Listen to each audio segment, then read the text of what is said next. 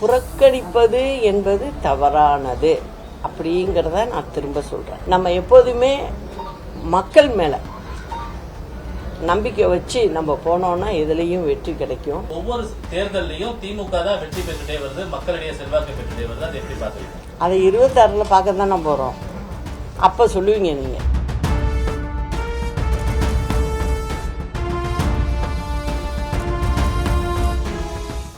ஆண்டு காலமாக தமிழகத்தை ஆண்ட ஒரு கட்சி அதிமுக. இந்த ஈரோடு கிழக்கு சட்டமன்ற தொகுதி இடைத்தேர்தலை புறக்கணிக்கிறோம் அப்படின்னு சொல்லிட்டு அறிவிச்சு நான் ஏற்கனவே சொன்னேன் தெரியுமா, புறக்கணிப்பது என்பது தவறானது அப்படிங்கிறத நான் திரும்ப சொல்றேன்.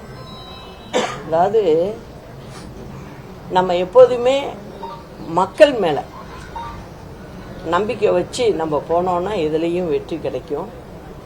அது இன்னைக்கு திமுக அரசாங்கம் என்னென்ன செஞ்சுக்கிட்டு இருக்கு, வீண் செலவு செய்து உருப்படியா எதையும் செய்யறதில்ல.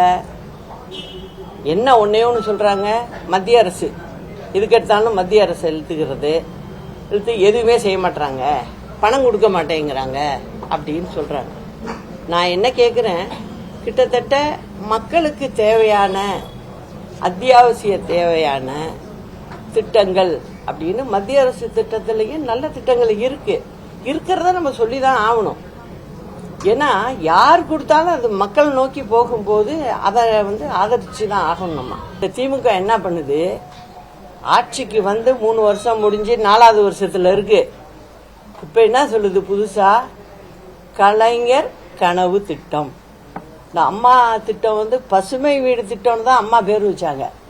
அதை அப்படியே நிறுத்திட்டு கலைஞர் கனவு திட்டம், பேர்லே கனவு வந்துருச்சு.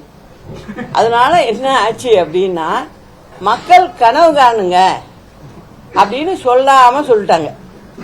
அதையும் எப்படி சொல்றாங்க, நாங்க 8 லட்சம் வீடு கட்டுவோம். எப்பயா, இன்னும் 1 வருஷம் தான் இருக்கு.